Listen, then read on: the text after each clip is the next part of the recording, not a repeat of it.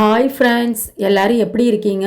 Welcome back to Ramnath Koorakkadai kitchen. இன்றைக்கி நம்ம கிச்சனில் ரொம்ப ஈஸியான ஒரு ஸ்வீட் ரெசிபி தாங்க பார்க்க போகிறோம். சேமியா கேசரி எப்படி செய்கிறதுன்னு பார்க்கலாங்க. பசங்க ஸ்கூல் விட்டு வரும்போது இந்த மாதிரி சேமியா கேசரி செஞ்சு கொடுத்தா ரொம்ப விரும்பி சாப்பிடுவாங்க. நம்ம வீட்டுக்கு கெஸ்ட்டு யாரும் வந்துட்டாங்கன்னாலும் 5 நிமிஷமே ரொம்ப அதிகங்க இந்த சேமியா கேசரி செய்கிறது. டக்குன்னு செஞ்சு கொடுத்துடலாம். வாங்க எப்படி செய்கிறதுன்னு நம்ம வீடியோக்குள்ளே போய் பார்க்கலாம். இந்த ரெசிபி செய்கிறதுக்கு 1 டேபிள் ஸ்பூன் அளவுக்கு நெய் சேர்த்துக்கலாங்க. நெய் நல்லா சூடானதுக்கப்புறம் 10 போல் முந்திரி வந்து சேர்த்துக்கலாங்க. நீங்கள் திராட்சை வேணுனாலும் எடுத்துக்கலாம். இன்றைக்கி நான் முந்திரி மட்டும் சேர்த்துக்கிறேன். முந்திரி வந்து நல்லா பொன்னிறமாக ஆகிற வரைக்கும் நல்லா வந்து வறுத்துக்கலாங்க. அடுப்பை வந்து லோ ஃப்ளேமில் வச்சுக்கோங்க. இப்போ இந்த அளவுக்கு முந்திரி நல்லா வறுத்ததுக்கப்புறம் எடுத்து தனியாக வச்சுக்கலாம். 1 கப் சேமியா எடுத்துருக்கேங்க. இப்போ நெய்யில் சேர்த்துட்டு வறுத்துக்கலாம். இது வறுத்த சேமியா, அதனால் ஒரு 3 நிமிஷம் போல் மட்டும் நான் வறுத்துக்கிறேன். நீங்கள் வறுக்காத சேமியானா ஒரு 5 நிமிஷம் போல் நல்லா வறுத்துக்கோங்க, பொன்னிறம் ஆகிற வரைக்கும். இப்போ சேமியாவை ஒரு 3 நிமிஷம் போல் நான் நல்லா வறுத்துட்டேங்க. இப்போ இதை வேறு ஒரு பிளேட்டுக்கு நம்ம மாற்றி வச்சுக்கலாம். சேமியா வறுத்த அதே கடாயில் நம்ம சேமியா எடுத்த அதே கப்பில் 2 கப் அளவுக்கு தண்ணி சேர்த்துக்கோங்க. தண்ணி சேர்த்துட்டு கொஞ்சமாக நான் டேஸ்ட்டுக்காக உப்பு சேர்த்துக்கிறேங்க. கேசரி பவுடர் வந்து 1/4 பிஞ்சு சேர்த்துக்கிறேங்க. உங்களுக்கு கேசரி பவுடர் சேர்க்க விருப்பம் இல்லைன்னா குங்குமப்பூ வந்து பாலில் ஊற வச்சுட்டு அந்த பாலோட கூட நீங்கள் சேர்த்துக்கலாம். அப்போ வந்து எல்லோ கலரில் இருக்கும் கேசரி. இப்போ தண்ணி வந்து நமக்கு நல்லா கொதிக்க ஆரம்பிச்சிருச்சுங்க. இந்த ஸ்டேஜில் நம்ம வறுத்து வச்சுருந்த சேமியாவை வந்து சேர்த்துக்கலாம்.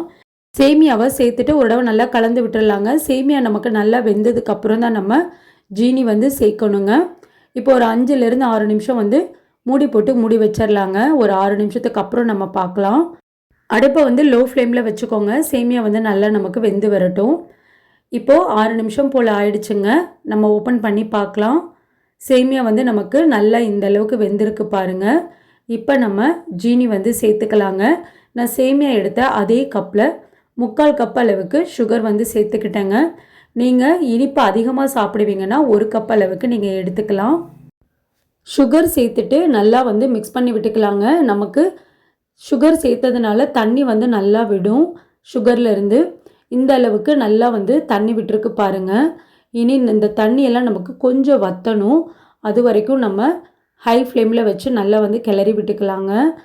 இப்போ ஒரு 4 நிமிஷம் போல் ஆயிடுச்சுங்க. சேமியாவில் இருக்க தண்ணியெல்லாம் நமக்கு நல்லா வற்றிருக்கு.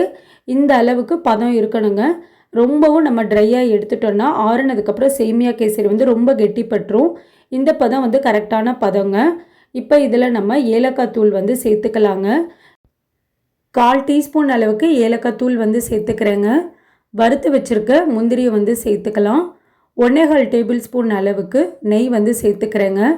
இப்போது சேர்த்துருக்க பொருள் எல்லாத்தையுமே வந்து நல்லா மிக்ஸ் பண்ணி விட்டுக்கலாம். அவ்வளோதான், சூப்பரான சேமியா கேசரி ரெடிங்க. டக்குன்னு செஞ்சிடலாம், ரொம்ப நேரம் ஆகாதுங்க. 5 நிமிஷமே ரொம்ப அதிகம்தான் இந்த சேமியா கேசரி செய்கிறதுக்கு. ஒரு தடவை நீங்கள் இந்த மாதிரி செஞ்சு கொடுத்தீங்கன்னா ரவை கேசரிக்கு பதிலாக சேமியா கேசரி தான் கேட்பாங்க. அந்தளவுக்கு டேஸ்ட் வைஸ் ரொம்ப சூப்பராக இருக்குங்க. பசங்களுக்கும் ரொம்ப பிடிக்கும். கண்டிப்பாக நீங்களும் நான் செஞ்ச இதே மெத்தடில் செஞ்சு பாருங்கள். செஞ்சு பார்த்துட்டு எப்படி இருந்ததுன்னு உங்கள் கமெண்ட்ஸை எனக்கு சொல்லுங்கள். நீங்கள் இப்போ தான் நம்ம சேனலில் ஃபர்ஸ்ட் டைம் பார்க்குறீங்கன்னா ராம்நாத் கூரக்கடை கிச்சனை சப்ஸ்கிரைப் பண்ணிக்கோங்க.